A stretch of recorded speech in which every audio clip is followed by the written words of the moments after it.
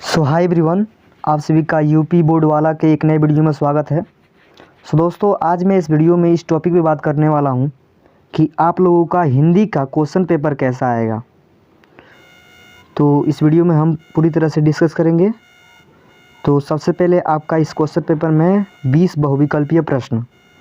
तो सबसे पहले को देखते हैं, बाबू गुलाब राय किस युग के लेखक हैं।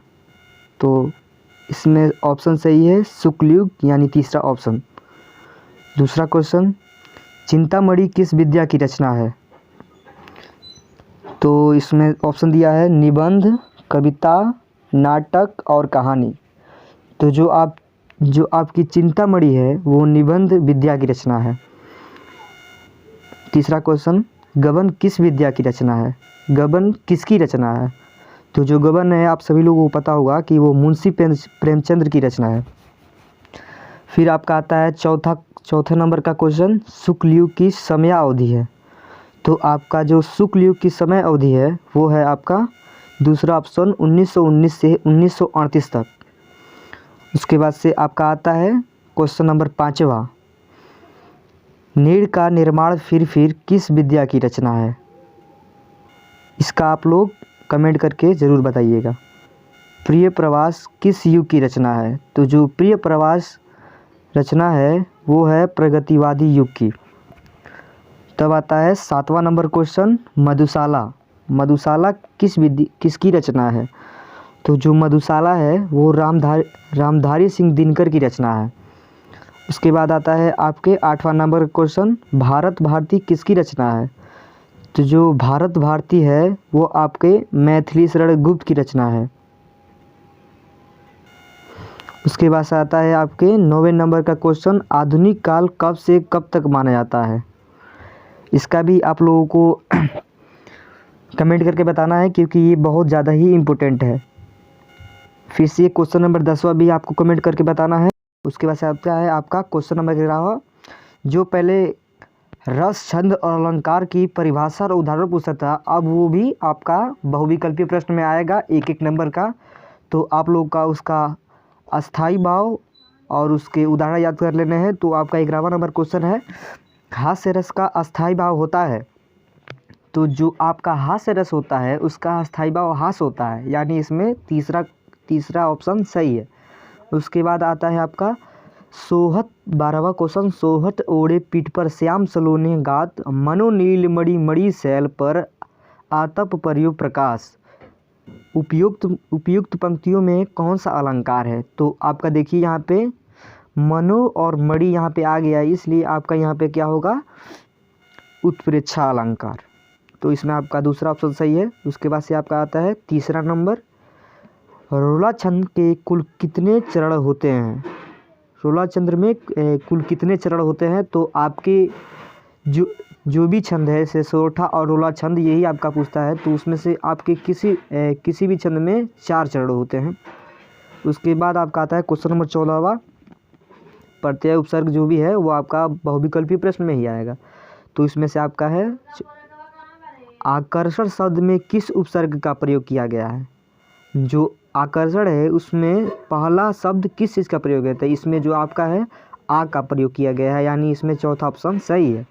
उसके बाद आपका आता है 15वां, प्रत्यय के कितने भेद होते हैं। इसका भी आपको कमेंट करके बताना है। उसके बाद से 16वां आता है, पीताम्बर में कौन सा समास है। तो जो पीताम्बर है उसमें आपका कौन सा समास है, कौन सा समास है। तो इसमें आपका समास है द्वंद्व समास। उसके बाद आता है आपका क्वेश्चन नंबर 17वां, आंसू का तत्सम रूप है। तो जो आपका आंसू का तत्सम रूप है यानी बिगड़ा रूप है वो है आपका अश्रु, यानी पहला ऑप्शन सही है। उसके बाद से आपका है यड़ संधि का सूत्र होता है। तो जो इसमें ऑप्शन दिया है आदगुण अक सर्वड़े दीर्घ इको यणची, उसके बाद से वृद्ध रेची। तो जो यण संधि का सूत्र होता है वो आपका होता है इको यणची। और आपके सिलेबस में 2 ही संधि है, यण संधि और वृद्धि संधि। तो अगर आपको ये भी करके पूछ दे कि वृद्ध संधि का सूत्र है तो आपका उसका होता है वृद्ध रेची। उसके बाद से आपका आता है फ्लस से धातु रूप आता है, और धातु रूपता देश से आपका है ये फ्लश का शब्द एवं विभक्ति है, तो इसमें जो आपका है वो इसमें है षष्ठी विभक्ति एक वचन। उसके बाद से आपका आता है अपठ धातु का एक वचन एवं पुरुष है, इसका आपको कमेंट करके बताना है। महत्वपूर्ण बहुविकल्पीय प्रश्न रहेंगे। उसके बाद से आपका आएगा वर्णनात्मक प्रश्न खंड ब। तो देखिए इसमें प्रश्न दिया हुआ है, निम्नलिखित गद्यांश पर आधारित 3 प्रश्नों का उत्तर दीजिए। तो ये पद्यांश दिया रहेगा, आपको 2 पद्यांश देगा, उनमें से किसी एक को हल करना रहेगा और उसमें प्रश्न होंगे कैसे। तो देखिए इसमें पहला प्रश्न है उपयुक्त गद्यांश का संदर्भ लिखिए। उसके बाद से इसमें दूसरा क्वेश्चन है गद्यांश के रेखांकित अंश की व्याख्या कीजिए। उसके बाद आपका तीसरा क्वेश्चन है लेखक के अनुसार समाज में विभिन्नता देखकर कोई लोग एक दूसरे की ओर क्यों आकर्षित होते हैं। चाहे उसको कर लीजिए आप, चाहे इसको कर लीजिए। ये ममता नामक पाठ से लिया गया है, जिसके लेखक जयशंकर प्रसाद हैं। तो इसका भी आपको वैसे ही करना है, उपयुक्त गद्यांश का संदर्भ लिखिए और दूसरा गद्यांश की रेखांकित अंश की व्याख्या कीजिए। ममता द्वारा किस कार्य को ईश्वर की इच्छा के विरुद्ध बताया गया है। इसके बाद से आपका आता है प्रश्न नंबर दूसरा, दिए गए पद्यांश पर आधारित 3 प्रश्नों का उत्तर दीजिए। तो आपका ये दिया हुआ है चरण कमल बंधो हरिराई, जाकी कृपा पंगु गिरी लांघे, अंधे को सब कुछ दर्शाई, बहिरे सुने गुंग पुनि बोले, रंग चले चित्र पर छत्र धराई, सूरदास स्वामी करुणा में बार बार तिहि बंदो तिहि पाई। तो ये जो दिया हुआ है आपको ऐसे ही 2 पद्यांश दिया रहेगा, आपको किसी एक के नीचे दिए गए 3 प्रश्नों का उत्तर देना होगा, जिसमें से आपका प्रश्न होगा उपयुक्त पद्यांश का संदर्भ लिखिए और दूसरा रेखांकित अंश की व्याख्या कीजिए और तीसरा उपयुक्त पंक्तियों में कौन सा अलंकार है। या ऐसे भी करके पूछ सकता है कि उपयुक्त पंक्तियों में कौन सा गुण है, चाहे कौन सा रस है। तो इसके बाद आपका आता है प्रश्न नंबर तीसरा क्वेश्चन देखिए, दिए गए संस्कृत गद्यांश में से किसी एक का संदर्भ सहित हिंदी में अनुवाद कीजिए। ये आपका है 5 नंबर का क्वेश्चन। आपका पहले एक अवतरणांश और एक श्लोकांश दिया रहता था, लेकिन अब जो मॉडल पेपर बनाया गया है उसमें 2 अवतरणांश दिया रहेगा, जिसमें से एक आपको करना रहेगा और 2 श्लोकांश दिया रहेगा, जिसमें से आपको एक करना रहेगा। तो आपके इन दोनों में से किसी एक का संदर्भ सहित हिंदी में अनुवाद करना है, यानी संदर्भ प्रसंग और व्याख्या लिखना है उसका। उसके बाद से आपका आता है प्रश्न नंबर 4, दिए गए संस्कृत पद्यांश में से किसी एक का संदर्भ सहित हिंदी अनुवाद कीजिए। ये भी आपका 5 नंबर का है। उसके बाद से आपका आता है खंड काव्य।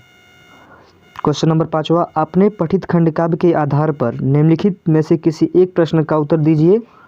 हर जिले के लिए अलग अलग खंड काव्य दिए गए हैं, इसलिए आपके जो जिले में है उसको आप पूरी तरह से याद कर लीजिए। उसके बाद से आपका आता है क्वेश्चन नंबर 6वां, दिए गए लेखकों में से किसी एक का जीवन परिचय लिखते हुए उनकी एक प्रमुख रचना का नाम लिखिए।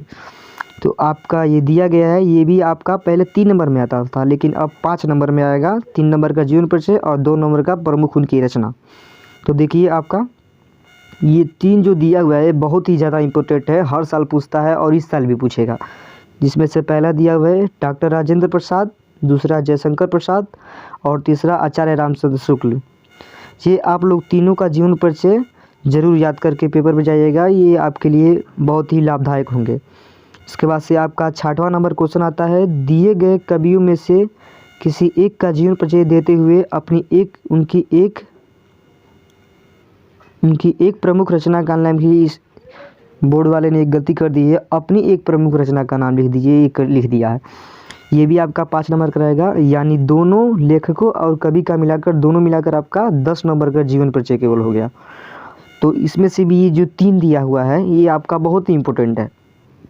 इससे पहला गोस्वामी तुलसीदास, दूसरा सुमित्रा नंदन पंत और तीसरा महाकवि सूरदास। ये आपका बहुत ही ज़्यादा इम्पोर्टेंट है।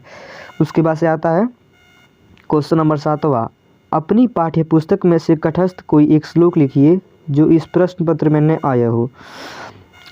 ये क्वेश्चन हर साल रहता है आपके 10वीं कक्षा के हिंदी के मॉडल पेपर में और क्वेश्चन पेपर में रहता है। तो आप इसमें 2 श्लोकांश दिया हुआ है, तो आपको 3 श्लोकांश याद करना है, जिससे आप अगर 2 कोई भी पूछ दे तो आप तीसरे को लिख देंगे।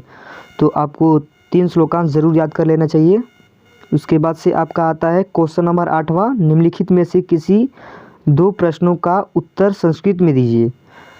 तो आपको इसी में से किसी 2 का उत्तर देना है, जिसमें से ये चारों के चार बहुत महत्वपूर्ण हैं। ये कहीं ना कहीं किसी न किसी ज़िले में ज़रूर पूछ देगा, इसलिए आप लोग इन चारों प्रश्नों को याद कर लीजिए और संस्कृत के जितने भी प्रश्नोत्तर से हैं महत्वपूर्ण उनको याद कर लीजिए।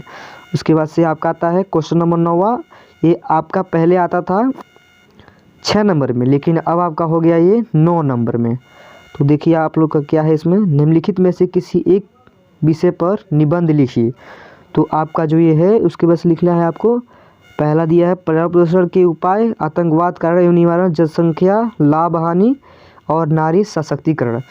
इसमें से जो पहला और तीसरा दिए गए हैं बहुत ही ज़्यादा इम्पोर्टेंट है, ये हर साल पूछता है।